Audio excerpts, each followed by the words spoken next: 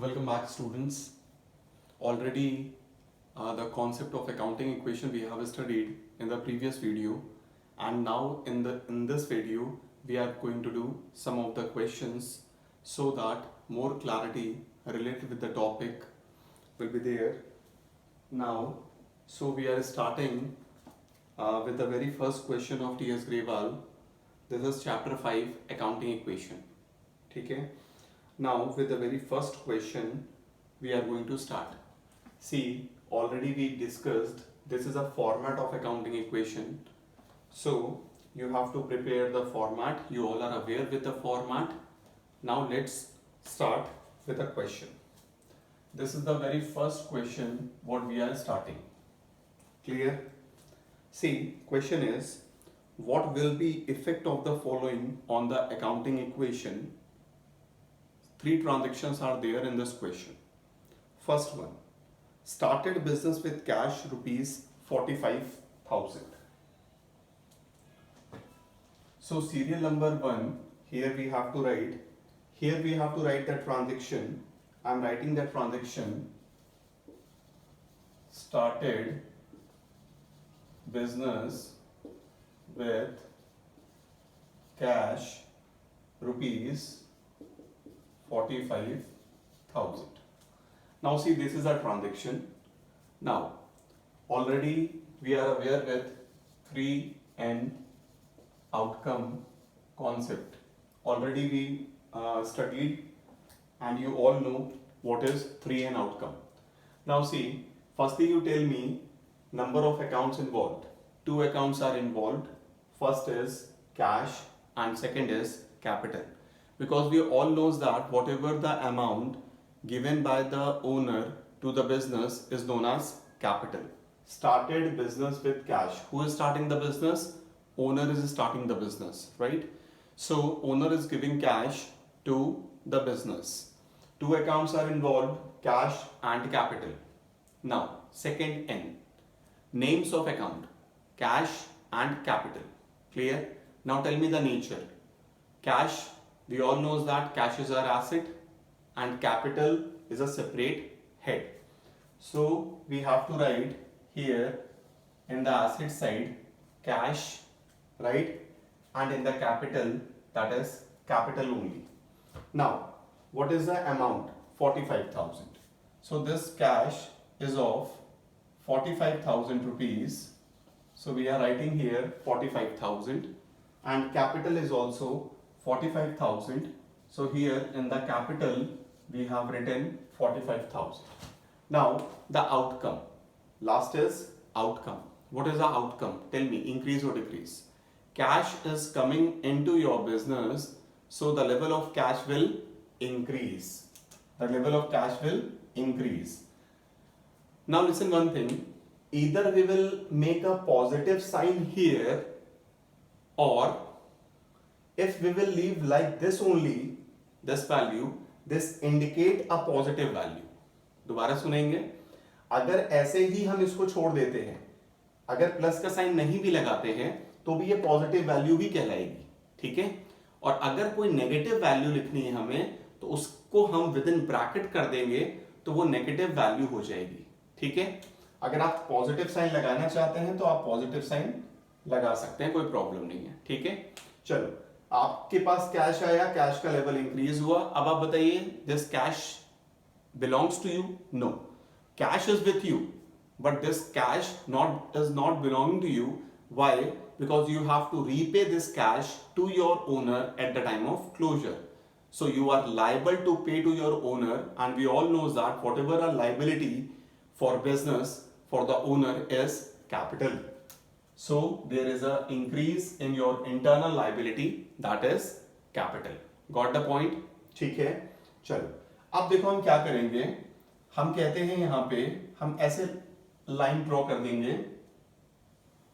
ठीक? अब हम कहेंगे न्यू इक्वेशन. हमारी न्यू इक्वेशन क्या बनेगी? न्यू इक्वेशन बनेगी हमारी 45,000, liabilities 0 here plus 45,000. So this is my new equation. Got the point? Now you have to see at last also that both the sides have to show an equal effect. This is equal, right? Assets is equals to liabilities plus capital. So here 45,000 and here 45,000, that means equation is equal. Now see the second transaction. Opened a bank account with a deposit of rupees 4,500. I am writing the transaction. Opened a bank account with a deposit of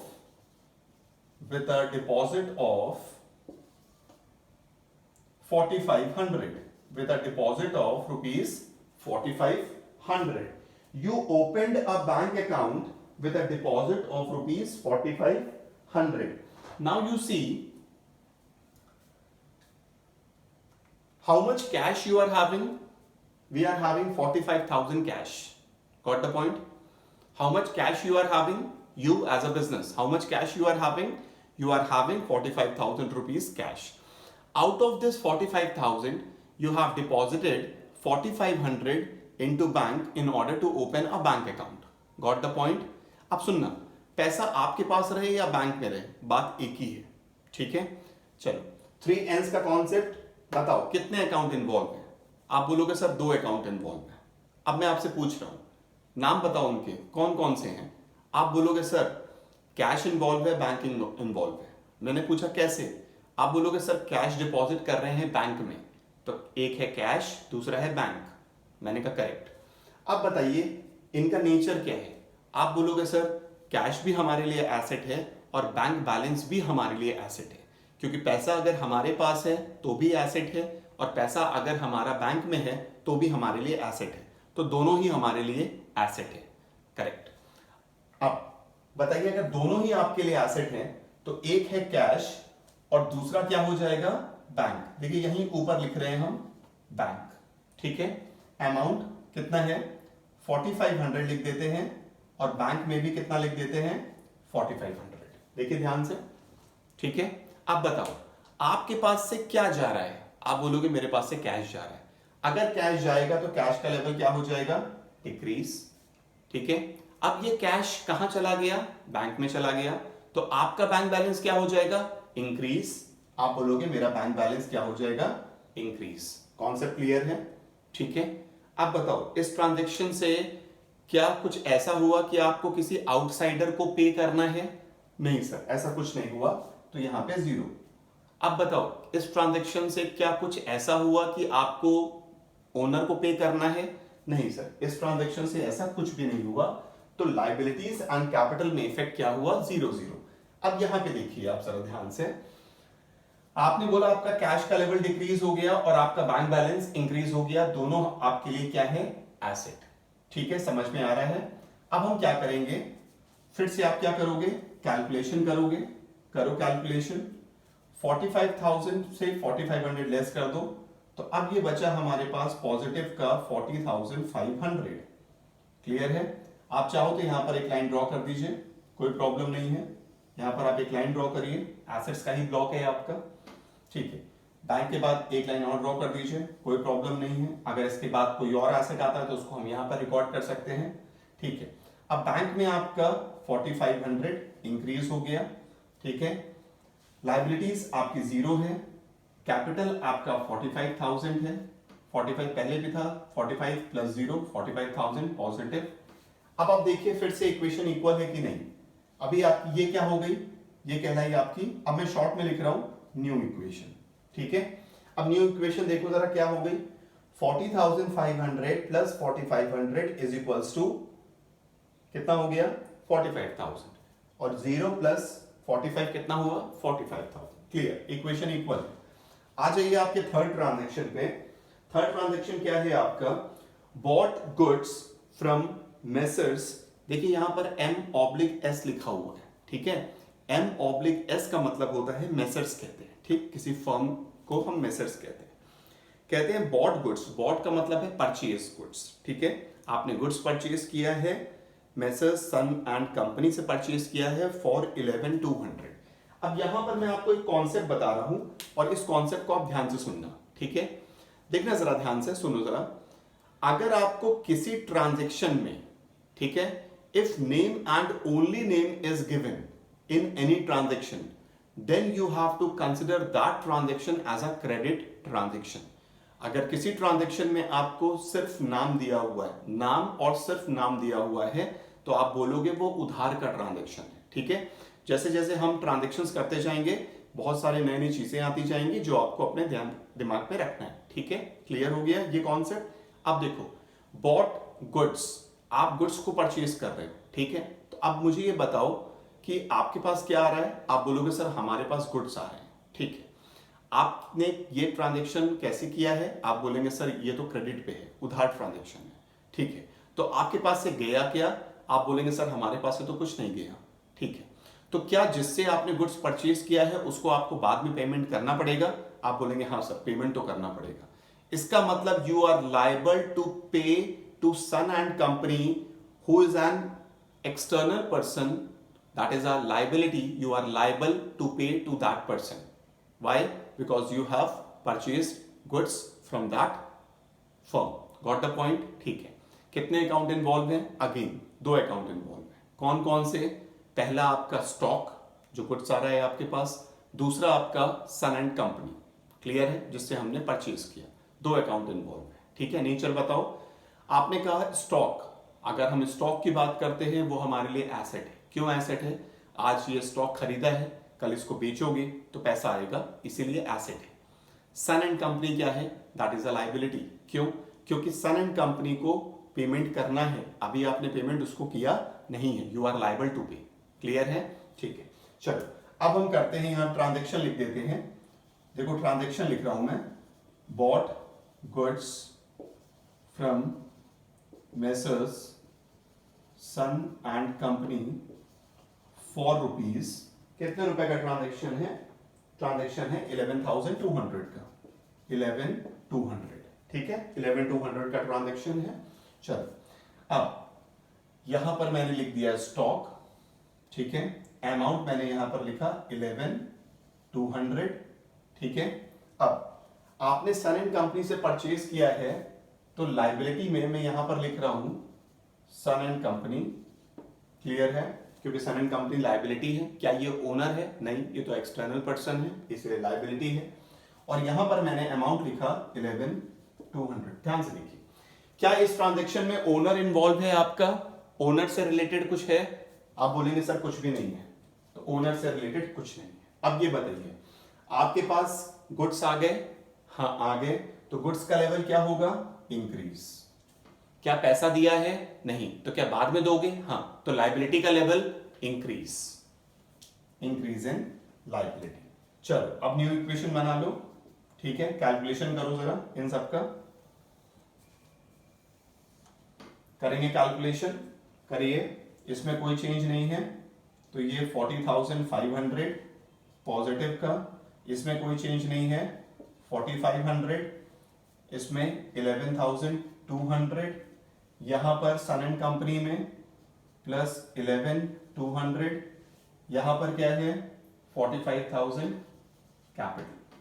ठीक है, अब आप क्या करोगे? सबको add करो। ठीक है, इन दोनों को यहां पर ऐड कर दीजिएगा और इन सबको ऐड करिए, करिए ऐड करिए। आप कितना होता है ये 45,000 हुआ, 55,000, 56,200, मतलब इन सब का टोटल आपका आया 56,200। ठीक है, इसको आप ऐड करिए, 45, 10, 55, 56,200, इन दोनों का टोटल कितना है? 56,200। लास्ट में आपका जो अकाउंटिंग इक्वेशन है ये हमेशा इक्वल होना चाहिए पूरे कैलकुलेशन के बाद। होप ये क्वेश्चन आप सभी को क्लियर हो गया होगा, एक बार देख लीजिए ध्यान से।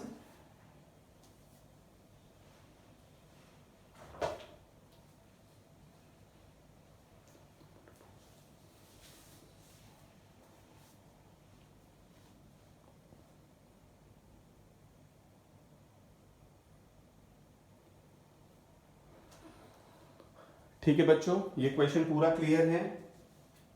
चलो अब हम क्या करेंगे? अब हम सेकंड क्वेश्चन करेंगे।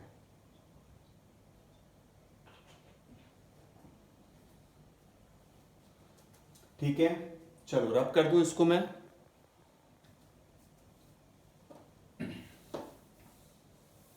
चलिए रब कर देते हैं इसको। होप आप सभी को पूरा कॉन्सेप्ट समझ में आ गया होगा। बहुत अच्छे से ट्रांजैक्शंस को ध्यान से देखना और ट्रांजैक्शंस को ध्यान से देख करके ही सॉल्व करना, ठीक है। बहुत सिंपल सा चैप्टर है, बहुत आराम से आपको समझ में आ जाएगा।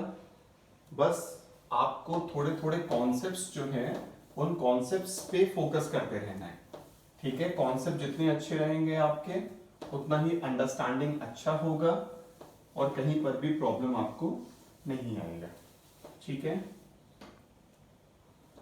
चलो सेकंड क्वेश्चन देखो जरा, आपके टीएस ग्रेवाल का सेकंड क्वेश्चन। एक मिनट फॉर्मेट बना देता हूं मैं पहले।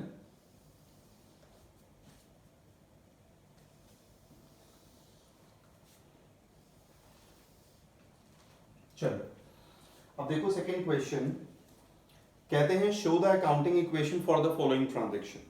First transaction, Gopinath started business with cash. हम सब जानते हैं ये ट्रांजैक्शन हमने पहले भी पढ़ लिया है। अब ये फर्स्ट नहीं है, अब ये कौन सा क्वेश्चन है हमारा, सेकंड, ठीक है। चलो Gopinath started business with cash. बताओ गोपीनाथ कौन है? गोपीनाथ तो ओनर है, ठीक है। ओनर तो हमेशा आप मुझको मानते हैं, आप अपने आप को क्या मानते हैं, बिजनेस। चलो फर्स्ट ट्रांजैक्शन लिख देते हैं, Gopinath started business with cash. कितना है, ₹25,000, ₹25,000। चलो बताओ जरा कितने अकाउंट इन्वॉल्व हैं? आप बोलोगे दो। मैं पूछूंगा कौन से, आप बोलोगे कैश एंड कैपिटल। करेक्ट, सब जानते हैं कैश और कैपिटल इन्वॉल्व। नेचर क्या है, कैश एसेट्स है, कैपिटल इंटरनल लायबिलिटी।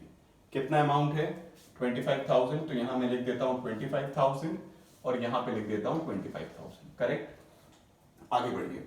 क्या कैश आपके पास आ रहा है? हाँ आ रहा है, तो कैश का लेवल क्या होगा, इंक्रीज। क्या आपको अपने ओनर को बाद में पे करना पड़ेगा? बिल्कुल करना पड़ेगा, तो आपकी इंटरनल लायबिलिटी भी इंक्रीज, ठीक है। चलो न्यू इक्वेशन बनाओ। क्या होगी न्यू इक्वेशन, 25,000 पॉजिटिव, लायबिलिटी का लेवल क्या होगा, 0, कैपिटल 25,000 पॉजिटिव। क्या इक्वेशन इक्वल है? हाँ इक्वेशन इक्वल है, बहुत बढ़िया। सेकेंड ट्रांजेक्शन देखो, purchase goods from Shyam. Transaction लिख रहा हूं यहां पे, परचेज गुड्स फ्रॉम श्याम। कितने रुपए का ट्रांजेक्शन है, 10,000 का, यहां लिख दिया 10,000। अब देखो जरा यहां पे, इससे पहले भी ये दोनों ट्रांजेक्शन हम पढ़ चुके हैं फर्स्ट क्वेश्चन में, ठीक है। आप जानते हैं अच्छी तरह से, अगर किसी ट्रांजेक्शन में सिर्फ और सिर्फ नाम दिया हुआ है, राइट, कैश का इन्वॉल्वमेंट नहीं है, तो वो कैसा ट्रांजेक्शन है, क्रेडिट, ठीक है। चलो कितने अकाउंट इन्वॉल्व हैं, दो, स्टॉक एंड श्याम, ठीक है। गुड्स तो आ गई आपके पास, क्या पैसा दिया है? नहीं दिया, क्योंकि उधार का ट्रांजेक्शन, तो पैसा बाद में दोगे, ठीक है। बाद में किसको देना पड़ेगा, श्याम को। श्याम कौन है, पता नहीं, आउटसाइडर है, ठीक है, क्योंकि गोपीनाथ ओनर है, करेक्ट है। चलो क्या होगा यहां पर, दूसरा अकाउंट स्टॉक, लायबिलिटी में क्या लिखोगे, श्याम, क्योंकि इसको पैसा हमें देना है बाद में। चलो यहां लिख देता हूं, सॉरी स्टॉक ये है, यहां लिख देता हूं 10,000, यहां पर लिख देता हूं 10,000। ओनर से कोई मतलब नहीं, इसीलिए 0। ओनर से क्या मतलब है, आप ट्रांजैक्शन कर रहे हैं श्याम से, ओनर से कोई मतलब नहीं। इधर देखिए जरा, श्याम से 10,000 का गुड्स आपने परचेज किया। बताओ गुड्स परचेज किया तो स्टॉक क्या हो गया आपके पास, बढ़ गया। पैसा दिया है क्या, नहीं, बाद में दोगे, तो लायबिलिटी का लेवल भी क्या हुआ, इंक्रीज। क्लियर है, सबको समझ में आ गया होगा। न्यू इक्वेशन बना दो जल्दी से। आप बोलोगे कि सर 25,000 यहां पर आएगा, पॉजिटिव है ये, 10,000 पॉजिटिव यहां पर आएगा, ऐसा लाइन ड्रॉ कर देता हूं। श्याम का है तो श्याम का पॉजिटिव 10,000 आ जाएगा, बाकी कुछ नहीं है। कैपिटल का 25,000 चलता चला आ रहा है। सेकेंड ट्रांजेक्शन तक हमारी न्यू इक्वेशन ये बन रही है। ऐड करो 25 plus 10 35, 25 plus 10 35। Third transaction, sold goods to Sohan costing rupees 1800। इस ट्रांजेक्शन को ध्यान से देखना। Sold goods to Sohan costing rupees 1800 for 1500। बहुत ध्यान से इस ट्रांजेक्शन को देखो। सपोज ये मार्कर बनाते हैं हम, ठीक है। इस मार्कर का कितना कॉस्ट है ये तो पता होना चाहिए मुझे, अदरवाइज अगर ये नहीं पता होगा तो मैं इसको कितने में सेल आउट करूं ये भी कैसे डिसाइड करूंगा, करेक्ट है। तो इस मार्कर का कितना कॉस्ट होना चाहिए ये मुझे मालूम होना चाहिए, ठीक है। चलो मैं बोल देता हूं ये मार्कर मेरा 10 रुपये में रेडी हो जाता है। अब बताओ कितने में इसको सेल आउट करूं, कंपटीशन देखते हुए 12 में, 13 में, 15 में, ज्यादा कंपटीशन नहीं है, 20 में। आ रही ना बात समझ में। अब सुनना, देखो क्या कहता है, सोल्ड गुड्स टू सोहन। आपने गुड्स को सेल किया है किसको, सोहन को। देखो नाम आया यहां पे, सोहन को सेल कर रहे हैं। क्या कैश आया, नहीं, क्रेडिट का ट्रांजेक्शन है, उधार का है। Costing rupees 1800। कितने का गुड्स आपने सेल किया है, जो गुड्स आप सेल कर रहे हो उसकी कॉस्ट क्या है 1800, और कितने में सेल कर दिया 1500 में। आप खुद सोचो, अगर 1800 का कॉस्ट है और उसको 1500 में सेल कर दोगे तो बताओ प्रॉफिट होगा कि लॉस होगा। सब बच्चों को मालूम है हमें लॉस होगा, ठीक है। और लॉस किसका होगा बताइए जरा, ये लॉस बियर कौन करेगा। आप बोलेंगे सर अगर प्रॉफिट ओनर का है तो लॉस भी किसका होगा, ओनर का ही होगा। तो बट ऑब्वियस सी बात है, लॉस बियर कौन करेगा, ओनर करेगा। अब ट्रांजैक्शन को देखना ध्यान से। मुझे ये बताओ सबसे पहले कि तुम्हारे पास से क्या जा रहा है। आप बोलोगे सर हमारे बिजनेस से गुड्स जा रहे हैं, करेक्ट। कितने अमाउंट के गुड्स जा रहे हैं, आप बोलोगे सर 1800 के गुड्स जा रहे हैं। गुड्स मतलब स्टॉक। अब देखो ये स्टॉक है, मैंने यहां लिखा 1800, करेक्ट है। आपने बोला 1800 के गुड्स मेरे पास से जा रहे हैं, ठीक है। बताओ तुम्हारे पास क्या आ रहा है तुम्हारे पास क्या आ रहा है ये बता दो जरा। आप बोलोगे हमारे पास कुछ भी नहीं आ रहा है। अच्छा, गुड्स को सेल आउट किया है लेकिन कुछ आया नहीं, पैसा नहीं मिला, तो क्या बाद में मिलेगा। तो आपने कहा हाँ सर पैसा बाद में मिलेगा क्योंकि उधार का ट्रांजैक्शन है, ठीक है। सामने वाली पार्टी जो जिनका नाम सोहन है उन्होंने बोला है कि वो बाद में पैसा देंगे। अच्छा, जो बाद में पैसा देते हैं लोग उनको हम क्या बोलते हैं, बेसिक अकाउंटिंग टर्म्स में याद है पढ़ा है हमने, उनको हम बोलते हैं डेटर्स। उनको हम क्या बोलते हैं, डेटर्स। अच्छा अब ये बताओ जिनसे बाद में पैसा मिलेगा ये तुम्हारे लिए एसेट है कि लायबिलिटी है कि कैपिटल है। तो आप बोलोगे सर कैपिटल तो ओनर के बीच में होता है, बिजनेस और ओनर के बीच में, तो सोहन ओनर तो है नहीं तो कैपिटल तो होगा नहीं। दूसरी चीज लायबिलिटी तब होगी जब बिजनेस अगर पे करना होता सोहन को तो लायबिलिटी हो जाती। अभी यहां पर तो बिजनेस को रिसीव करना है सोहन से तो वो आपके लिए एसेट, ठीक है। अच्छी बात है। सोहन मैंने यहां लिखा, देखो ब्रैकेट में लिख देता हूं डेटर जिससे आपको परेशानी ना हो, ठीक है। मतलब सोहन आपके लिए क्या है, डेटर। और सोहन से कितना पैसा मुझे मिलना है, आपने कहा 1500 मिलने हैं सोहन से बाद में, करेक्ट है। चलो 1500 मुझे मिलने हैं बाद में। आपके पास से 1800 का गुड्स चला गया मतलब माइनस, आपके पास 1500 बाद में मिलेगा तो प्लस। बताओ लॉस कितने का हुआ था 300। लॉस कौन बियर करेगा, आप बोलोगे ओनर बियर करेगा। तो ओनर किसके इंडिकेट होता है, कैपिटल से, तो 300 कैपिटल लेस करना है। क्या लायबिलिटी पे कोई इफेक्ट आ रहा है, नहीं सर लायबिलिटी पे कोई भी इफेक्ट नहीं आ रहा। ट्रांजैक्शन बिल्कुल क्लियर हो गया होगा। न्यू इक्वेशन बनाओ, देखो जरा क्या इक्वल चल रहा है। ये है 25 पॉजिटिव, यहां पर देखो कितना हो गया ये 9 80 200 पॉजिटिव, ये कितना है प्लस 1500 इज इक्वल्स टू ये कितना है प्लस का 10,000 यहां चल रहा है अभी, ये तो जीरो ही है अभी ब्लॉक, और ये हो गया हमारा 24,700 पॉजिटिव।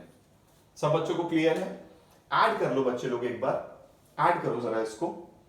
25 और 82 को ऐड करो, 33,200, 33,700, 34,700, इसको ऐड करो जरा, 24,700 प्लस 10, 34,700, मतलब इक्वेशन इक्वल चल रही है।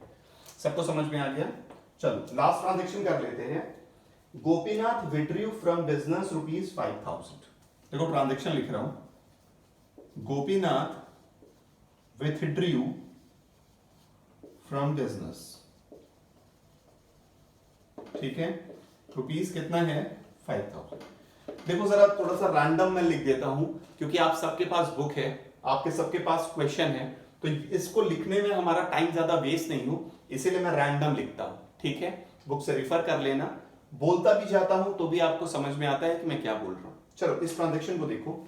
गोपीनाथ कौन है, सबसे पहले ये बता दो। आप बोलोगे सर गोपीनाथ ओनर है, आप हमेशा मुझको ओनर मानते हैं, आप क्या है, बिजनेस है, ठीक है। अब सुनना, अगर मैं ओनर हूं तो मुझे अपने डे टू डे एक्टिविटीज के लिए मुझे पैसा तो चाहिए, मैं किससे लूंगा, बिजनेस से ही लूंगा, बट ऑब्वियस सी बात है। अब सुनना, 5,000 रुपए मैंने आपसे विथड्रॉ कर लिया, आपसे मैं लेके चला गया, आप बोलोगे ठीक है।